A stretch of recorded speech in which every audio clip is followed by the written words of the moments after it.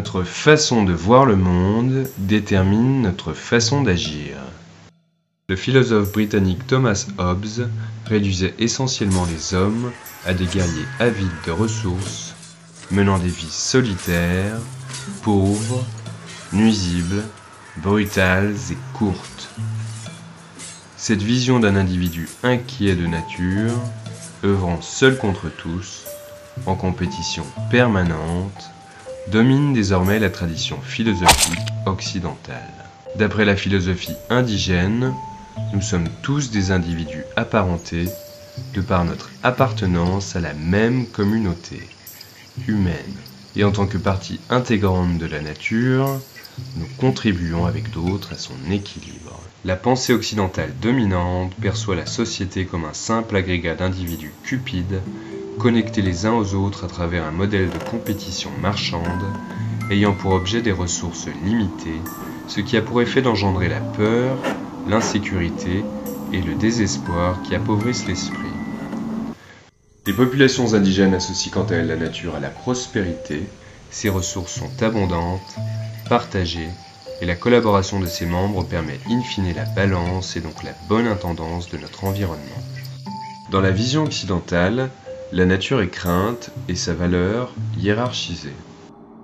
Tout sur Terre est catégorisé, minéraux, plantes, animaux, avec l'homme en haut de la pyramide dominant tout ce qui lui est soi-disant inférieur. Dans la vision indigène, les humains sont sur un même pied d'égalité avec tout le reste, en ce qu'ils font partie d'un ensemble global dynamique où tout est interconnecté. Deux visions du monde pour deux approches économiques diamétralement opposées. L'économie de marché occidentale qui prédomine est à l'image de sa perception du monde, où les ressources sont rares, la production intensive et centralisée, et ces individus voraces guidés par un appât du gain insatiable. C'est ces grands principes qui président à l'économie de marché. 40% des ressources terrestres sont détenues par seulement 1% de la population. La richesse cumulée des 3 individus les plus riches de la planète surpasse le PIB des 47 pays les plus pauvres. Le monde comprend seulement 497 multimilliardaires, alors que la moitié de la population mondiale survit avec moins de 2 € par jour.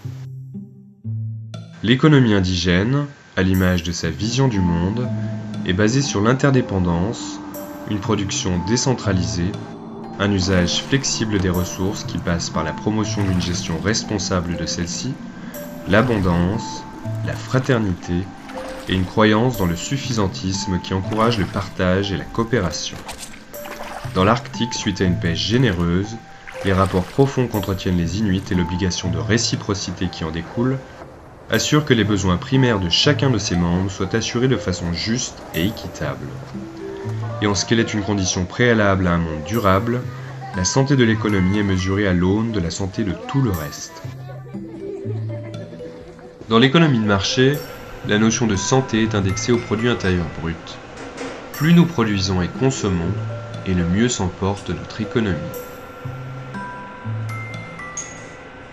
La construction d'immeubles, la fabrication d'objets, le transport sont toutes des activités considérées positives, au même titre que le sont la production d'armes et de cigarettes, alors que les investissements dans le système de santé et d'éducation sont considérés comme des coûts, une productivité économique négative, et l'impact du coût physique et émotionnel de l'activité guerrière ou de la pollution qui menace un tiers des espèces animales comme des externalités négatives indépendantes du système et qui ne figurent donc même pas sur le bilan comptable.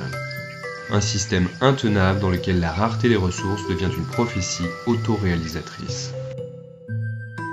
Il existe toutefois une alternative. Le territoire occupé par les populations indigènes représente 24% de la surface terrestre, alors qu'il abrite 80% de l'ensemble de la biodiversité. Cela n'a rien d'une coïncidence. Dans les cultures indigènes, harmonie et équilibre ne sont pas des notions romantiques, mais bien plutôt des principes fondamentaux ancestraux, dans la mesure où la nature est essentielle à la survie. Production et protection vont de pair, le succès économique est durable et vecteur de bien-être pour tous.